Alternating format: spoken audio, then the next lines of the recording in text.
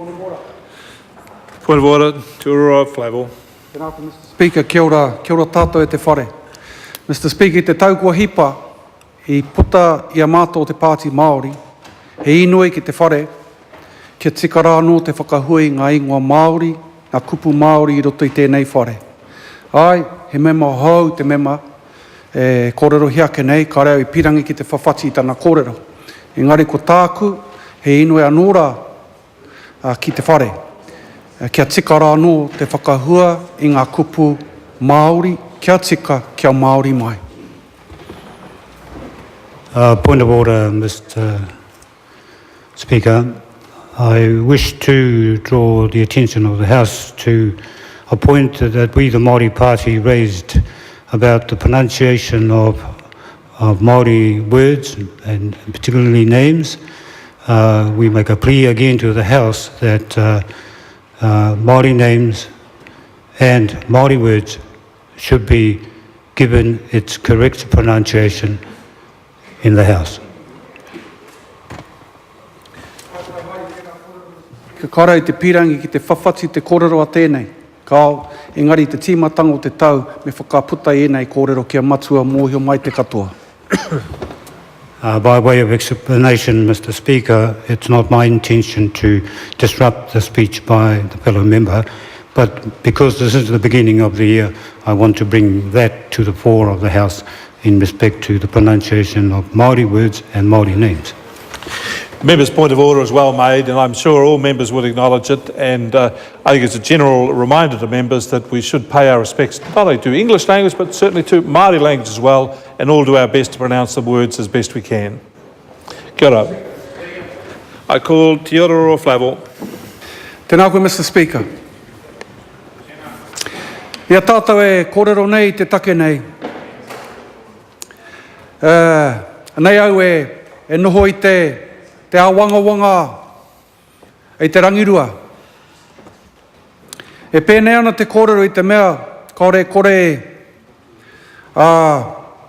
I ngā marama kua hipa, ko rongo tātou katoa tēnei whare, ko te ngau o mate. Nō reira, me pēnei raua te kōrero.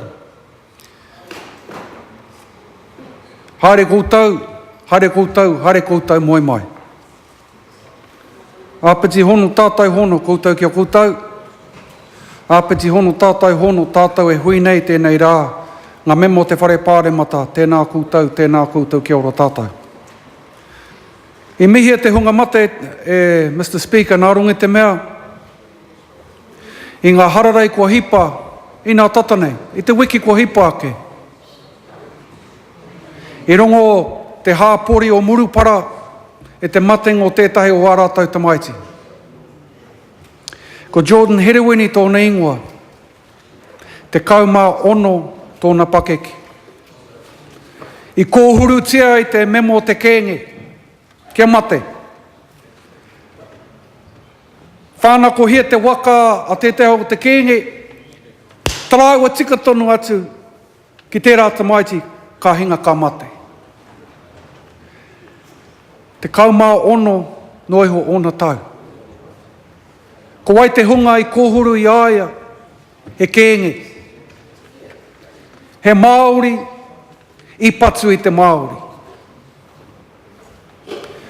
Nō reira, nei au e noho nei te riri, ki tērā tangata I kōhuru I tērā tamaiti. A nei au e noho I te whakamā, nā te Māori anō te Māori I patu. Anei anō au e noho I te Pauri. Nā runga I te Pauri o te ngākau ki ngā tamareki o tōna kura, tōna whānau, te tumuaki, ngā kaiako o tōna kura. Anei au e noho I te rangirua, ai rānei me tautoko I tēnei pire kaore rānei. Ki te minita, e pai tonu te aronga o te pire nei. Ai, kia hāngai tunu ana ki te hunga e mahi nei I ngā hara o roto I te ao. Kai te whakai atu au ki tērā. Engari anei au e whakaroake nei Ka ngaki tērā i te mate o Jordan, kaore pēr. Kaore pēr. I mōhio au ki tēnei te maiti a Jordan, ko taku riri ki tērā tangata nāna tēnā i mahi. Engari, e hāngai tunu ana tēnei pire ki tērā, te āhua nei kāo. Kaore i eke ki tērā taumata. Ko hōhā te ao Maori ki ngā mahi a etahi o ngā kenge. Ai. Ko hōhā, ko riri, ki ngā kenge, mo te mahi kōhuru, mo te mahi whānako, mo te mahi hoko-hoko, taru-taru. Ko ngā kōrero te mema i tū mai i mua i au, ai, tautoko ake. Engari anei koinei te rongoa, e kore pēr. Aha ko ke te ngā kau kei te ki, ai, me tautoko, ko te hine ngaro kei te ki taihua, taihua ake nei. Ātawānanga i te take nei. E hari te me he take ngā wari noiho. He tamariki tō wētahi o ngā memo o ngā kenge. He kui e tonu tō wētahi o ngā kenge. He koroua tonu. He wahine tonu tā wētahi. Nō reira kei te kōrero tātou mo te tangata. Mo te tangata. Kei te kōrero tātou mo te whakapapa. A te tangata. Kaua ko te whakapapa o te kuri. Ko te whakapapa o te tangata. Pēnei a koe, a koe, a koe, a koe, a koe tātou. He tangata. E ki ana i roto i te ao Maori, he aha te mea nui o te ao, mā koe ki atu, he tangata. Nō reira, kei roto i ngā kōrero te ao Maori. Nō reira, tēnei take, he take nui, whakaharahara, he take nui. Me kōrero kā tika. Me kōrero ki te take kā tika. Nā, arāno nā wangawanga. Ko te ingo tēnei pire kai te ki kēnge, kai te ki kēnge, me ngā, wharei te mōio pē, te whakamaori e nei, kōrero engari, organised crime. Tērā kōrero. Ko te mate ke, Mr. Speaker, pēnei taku kōrero ki te mini te rangi nei. Ko tēnei kupu o te kēnge, e ai ki tā te titiro o Aotearoa, hāngai tōna ana ki ngā kēnge, ki ngā kēnge Māori. Ki tā te titiro o te ao o Aotearoa, hāngai tonu ana tana titiro ki te kēnge Māori. Anei mātou e wānanga nei, arānu atu ngā momo kēnge, ukuia tērā ingoa. Ukuia tērā ingoa. Kia kore tērā, tēnei pere, e rere tika tonu atu ki te āhutanga o ngā Māori. Kātahi. Ka arua, ko rongoa e ngā kōrero o Metiria Tūrei, ko tana ki mai mo te āhutanga kia tūhoi. Nui atu, roa atu i te ko tahi tau, te perihimana e mātaki atu ana i te perihimana. Pai mai, kino mai, koina te āhutanga o te mahi. Hea te putanga mai, katoa o te whārua o ruatoki. I rongo nei te ngau o te perihimana, ahakoa e harano rātau tētahi paku he. Anei mātou e pātai nei te pātai, ka pēhea te hunga e kororo hiake nei. E roto i ngā kēngi. Ka pēra anō hoki rātau, ai rānei, kaore rānei. A tērā kōrero, tērā. Ko tētahi pēo ngā tikanga e ai ki tā wētahi, tētahi o ngā tikanga o te kēnge, he utu te kōrero. He utu, ka patua tētahi, ana, patua nora tētahi atu. Anei tātou e mahi nei tērā mahi kia rātau. Ko tau āhua nora. Ko te utu, ka are whakaro ake, mo te ngāwari kia puta mai rātau ki te whaiau ki te ao mārama. Kāo, tīkina te ki, mahi e te mahi, whiua ki te whare here. Tērā kōrero tērā. No reira, kei te whakai atu au, ai, he taki nui te kēngi, ko tā koe ki nei, kei roto i o tātou ringa pēr te rongoā. He hate he o te titiro ki tētahi huarahi ke atu. Kaua ko te utu, engari tērā pēr ki ētahi huarahi e whai haere tia nei e te hāpore o Murupara. I nā pō nei, i hui a Ngāti Manawa ki runga i tētahi waratau marae, ki Murupara. I reira i kōrero hea te take nei. I puta te kōrero, karanga hea he hui o ngā kēnge katoa o Murupara, kia hui tahi, kia kōrero tahi, kua pua wai tērā moe moea. A pōpō ka tū te hui, a pōpō. O ngā kēnge o Murupara, ko tā rātau, ko te kimi rongoa i roto i a rātau anō. E kore ngā prihimane tai atu, kore ngā mema pārema te tai atu, ko waihoake mā te hāpore anō te hāpore e kōrero, ko waihoake mā Ngāti Manawa e kōrero, ko waihoake mā Ngāti Whare e kōrero, mā ngā kēnge tērā e whakatika. Nō reira, kei te whakai atu au ki tērā. Hea hatu tika ngō tērā hui, kia haere i raro i te korowai o te mana ōrite, arā ko te iko mana. Ōrite te katoa o te hunga katātu ki te hui. Engari, ko tahi anake te aronga o tērā hui, ko te anga whakamua. Kia kore, a patu, a whānako, a tūkino, wahine ki te, tāne ki te wahine, tāne ki te tamaiti, tāne ki te tāne, e whakatinana hia i roto i tērā hāpori o Murupara. Nō reira, hei kupu whakamutunga, ko te hunga, ka mahi waratau, mahi nanaki te māngai. Mena ka he, i raro i te ture, tukuna ki te whare here. Mena koira te rongoa, kona te huarahi. Engari, e kore tēnei pire, e whakatina nei te wawata. Waihua ke mā te hāpori, anō te hāpori e whakatika. I get to advise the member that his time has expired. Could I ask for translation, please?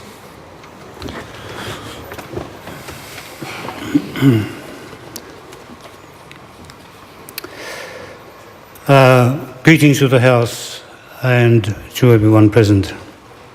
Mr. Speaker, in the period when the House was in recess, we have had many tragedies and many people who passed away. And so to those who have moved on and passed on, I pay tribute to you and acknowledge the deed. The House may also recall of an incident in Murupara where a young life was lost. And I want to bring that young gentleman or young student of 16 years of age into the debate this evening in respect to the bill that we are debating. Question I need to ask is whether this bill will satisfy the way in which Jordan was killed through an incident where a gang member stole a vehicle and pursued him and ultimately to his death, which raises the issue of gangs in our country and where do they fit into our lives. Their philosophy, genealogy of this particular gang is based on animal whakapapa genealogy to dogs. We, the people, we trace our genealogy to mankind. After all, what is the most important thing in the world? It is man, it is man, it is man. I do agree with the comments expressed by the person who spoke before me. I also acknowledge the comment made by Mayor Ture in reference to the part that police have affected the lives of those in Ruatoki. Will gangs be affected in the same way. I say that there is no place in society for gangs. I say they should be banished. But will this bill address the gang problem?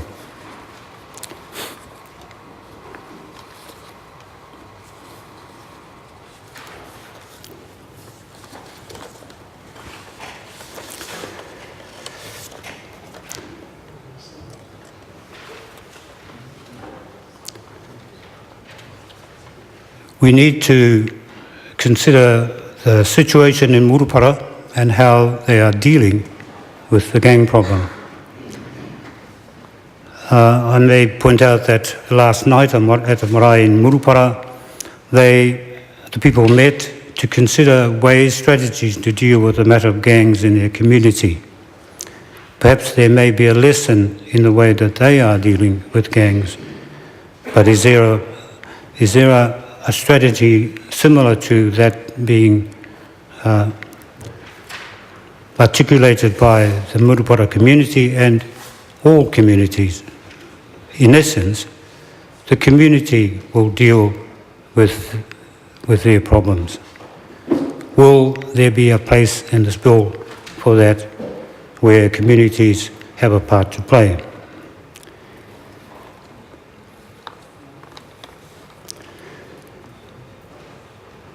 Tomorrow night, another meeting with the gangs are being held in the Murupara community, having achieved a buy-in from all leaders to look at their problems in their own way. And a good thing, it is our way, meaning their way. They say that strangely the experience of the last few weeks have drawn them closer together to engage directly with their gangs in a process governed by equal mana, to work out a strategy based on Maori custom and permanent peace, and away from the custom of seeking revenge. They stand for face-to-face interaction through which they believe gangs will help the community create solutions that will guarantee protection of their citizens and property. And while my heart may lean in one way, this approach taken by the community, a tikanga-based model, has got to be worth pursuing. I say to the House, lest there be any doubt, the Maori Party is deeply concerned about any activities associated with gangs which are criminal in their intent, and to that end, we give a commitment to put aside some time to work with these communities. The Maori Party is committed to consultation on a tikanga-based model, an approach that is both educative, empowering, an approach that we trust can challenge people to act nobly and with honour.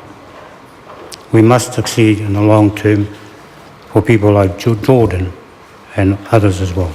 Kia ora.